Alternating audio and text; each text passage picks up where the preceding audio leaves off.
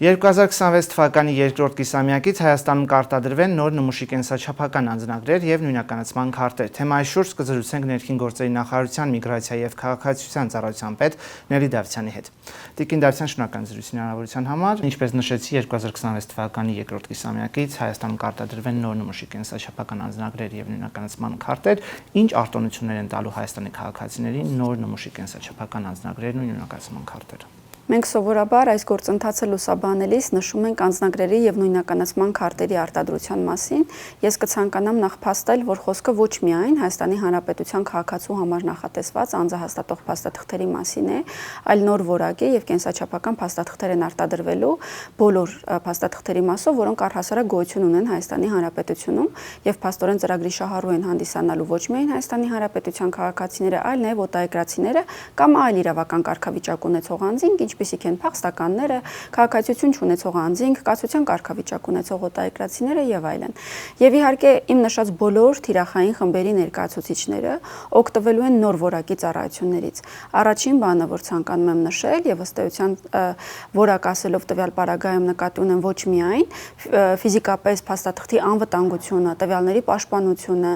այլ նկատի ունեմ նաեւ ծառայությունների մատուցումը ինքնին նոր որակով է կազմակերպվելու եւ սա է ամենակարևոր նախապայմանը, որ մենք դրել ենք ծրագրի հիմքում, այսինքն շահառու խմբին մեր ծրագիրը տալու է գոհունակության բարձր ցուցանիշ, սրան ենք մենք միտված։ Շատ մտահոգություններ կան իհարկե այս համակարգի ներդրման հետ կապված, ինչպես օրինակ, արդյոք պահպանվելու է իմ նախկին փաստաթղթում եղած վիզան։ Ես միանգամից փարատեմ այս մտահոգությունները նշելով, որ այո, պահպանվելու է, այսինքն նույնիսկ եթե անձը ցանկանա ձեռք բերել նոր փաստաթուղթ, նախկին փաստաթղթում գոյություն ունեցող վիզան շարունակելու է մնալ արդիական մինչև վիզայի ժամկետի ավարտը համատեղ երկու փաստաթղթերը օգտագործելու պայմանով, այսինքն որևէ իրավիճակ չկա,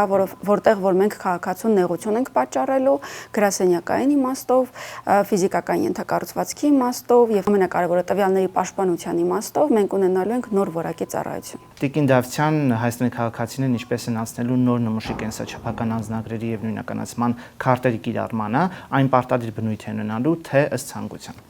Սա հաճախ հանդիպող հարց է վերջին օրերին մեր հանրության շրջանում, պետք է փարատել բոլոր մտահոգությունները, պարտադիրության կոմպոնենտ չի լինելու, առավել եւս, եթե նկատի է առնվում այն իրավիճակը, որ կարող է այս պահին, այս օրերին, այս ամիսների ընթացքում տրամադրվող փաստաթուղթը այլևս ուժ չունենա համակարգի ներդրումից հետո։ Բնականաբար մենք ապահովելու ենք անցնցում ընթացք եւ երբևիցե չի լինելու մի իրավիճակ, երբ տրամադրված փաստաթղթի վավերականության ժամկետը դեռ ուժի մեջ է, բայց մենք որևէ եղանակով պարտադրենք անձին ունենալ նոր փաստաթուղթ, կենսաչափական փաստաթուղթ, դա լինելու է անձի ազատ ընտրությունը,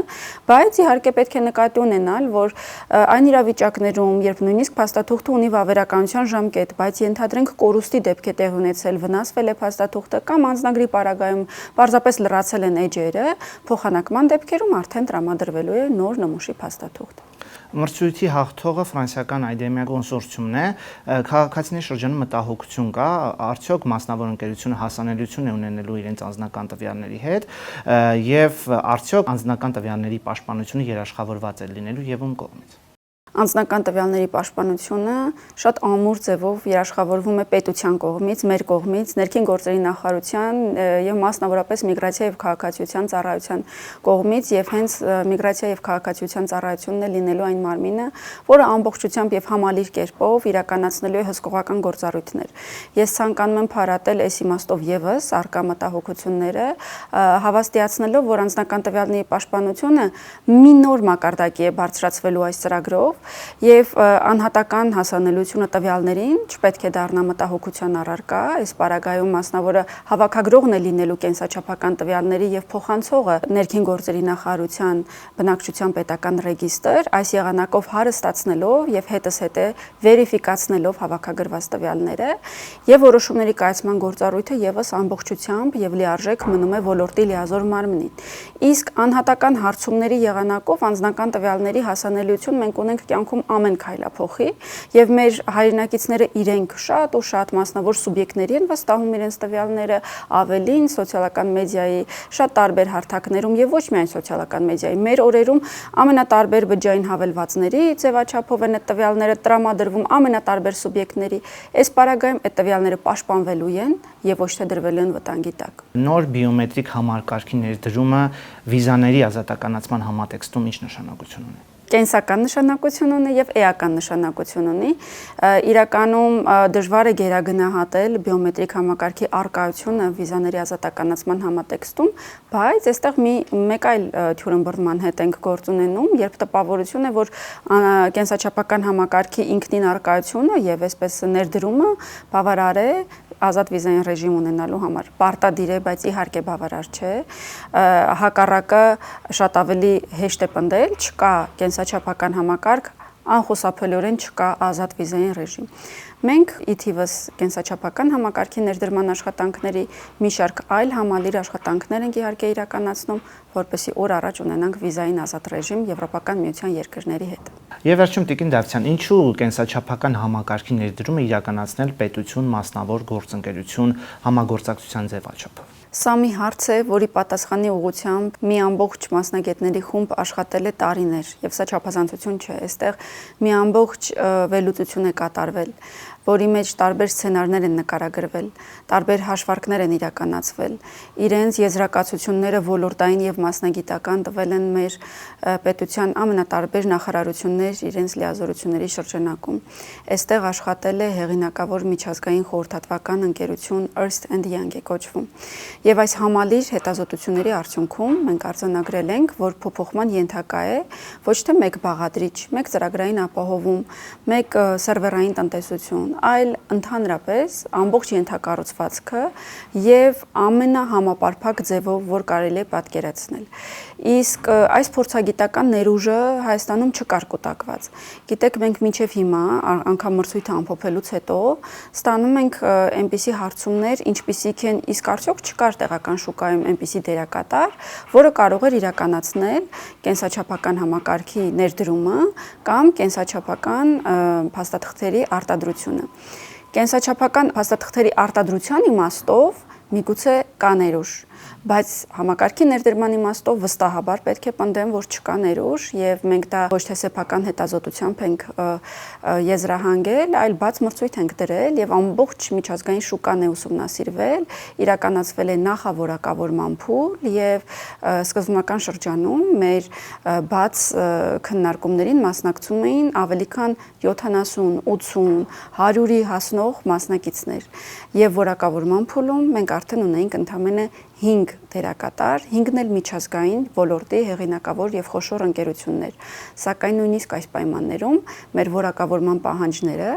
այնքան բարձր էին սահմանված, իսկ դա մեր պետության անվտանգային եւ տվյալների պաշտպանության թիրախներից ելնելով է այդպես արվել, 3-ը որակավորվեցին, 3-ից էլ 2-ը մասնակցեցին բուն մրցույթին։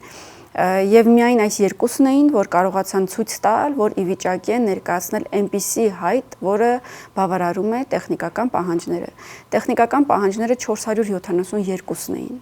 Մենք չգտանք այլ ձևաչափ, քան պետություն մասնավոր գործընկերության ձևաչափը, որով հնարավոր կլիներ 472 առանձին պահանջի արձագանքել այսքան որակյալ մոդեռն լուծումներով, ինչպիսիք որ մենք ակնկալում ենք, որ կունենանք հաղթող ընկերության ներդրած ենթակառուցվածքի արդյունքում։ Մենք սրանով սկսելու ենք ենթակառուցվածքը մոդեռնիզացնել սկսած սերվերային համակարգից, ծրագրային ապահովումից, ֆիզիկական ենթակառուցվածքին ենք անցնելու, նոր ցանց, գրասենյակներ, գույներ, բրենդավորում, սպասարկում, աշխատակազմ եւ սա այն է, ինչի մասով մենք շատ հաճախ քննադատվում ենք շատ հիմնավոր ձևով, սա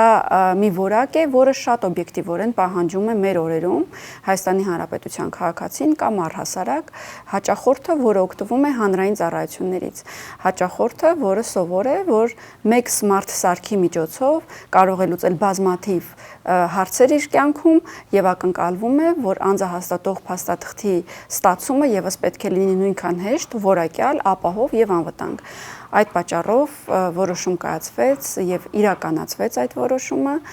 ծրագիրն իրականացնել պետություն մասնավոր գործընկերության միջոցով եւ մենք լիահույս ենք, որ մեր օրինակով ցույց ենք տալու, որ սա արդյունավետ մոդել է եւ կարող է կիրառվել նաեւ այլ կենսական նշանակության ենթակառուցվածքների մոդեռնիզացիայի եւ հանրային ծառայությունների որակի նոր շեմի, նախաշեմի սահմանմամբ։ Շնորհակալ եմ Տիկին Դավթյան։